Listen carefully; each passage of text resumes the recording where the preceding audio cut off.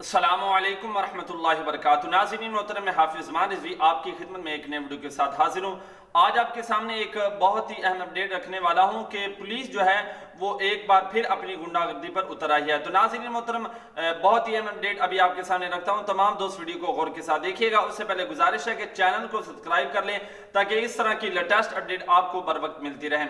تو ناظرین محترم، آپ تمام حضرات جانتے ہیں کہ گزشتہ دن 14 اگست کو تحریک لبیک پاکستان کی مختلف مقامات پر ریلیاں نکلی اور الحمدللہ تمام ریلیاں کامیاب رہیں، اور اس حوالے سے بھی انشاءاللہ میری جو نیکسٹ ویڈیو ہوگی اس پر بھی ہم تحقیق کر رہے ہیں، آپ کو بتائیں گے کہ تحریک لبیک پاکستان کی مرکزی ریلی جو تھی وہ کتنی بڑی ریلی تھی اور کہاں سے کتنی دور سے جو کارکنان اس ریلی کے اندر انہوں نے شرکت کی۔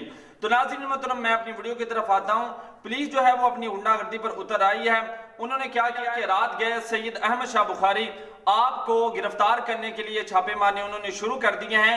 تو میں کہنا چاہتا ہوں کہ ہوش کے ناخن لو، کہیں یہ نہ ہو کہ پھر تمہیں بہت زیادہ مشکلات کا سامنا کرنا پڑے۔ اگر ہم پرامن بیٹھے ہیں تو ہمیں پرامن ہی بیٹھے رہنا دیا جائے، بعد میں تم کو اس کے جو نتائج ہیں وہ برے ملیں گے۔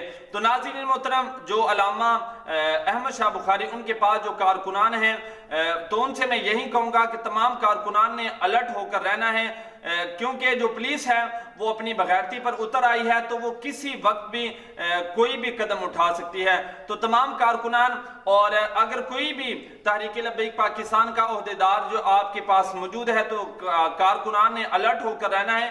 ہمارے کافی عہدیدار جو تھے ان کو گرفتار کر لیا ہے اب 14 اگست کے حوالے سے، اور اب مزید جو گرفتاریاں ہیں وہ شروع ہیں۔ تو تمام دوستوں نے الرٹ ہو کر رہنا ہے۔ انشاءاللہ اس حوالے سے جو ہی کوئی لیٹسٹ اپڈیٹ آئے گی تو وہ بھی آپ کو اس چینل پر مل جائے گی۔ آپ ہمارے چینل کے ساتھ جڑے رہیے، انشاءاللہ ملتے ہیں ایک نئے ویڈیو کے ساتھ، تب تک کے لیے اللہ حافظ۔ لبیک لبیک لبیک یا رسول اللہ، تاجدار ختم نبوت زندہ باد زندہ باد زندہ باد، من سب نبی فاقتلوہ، پاکستان زندہ باد۔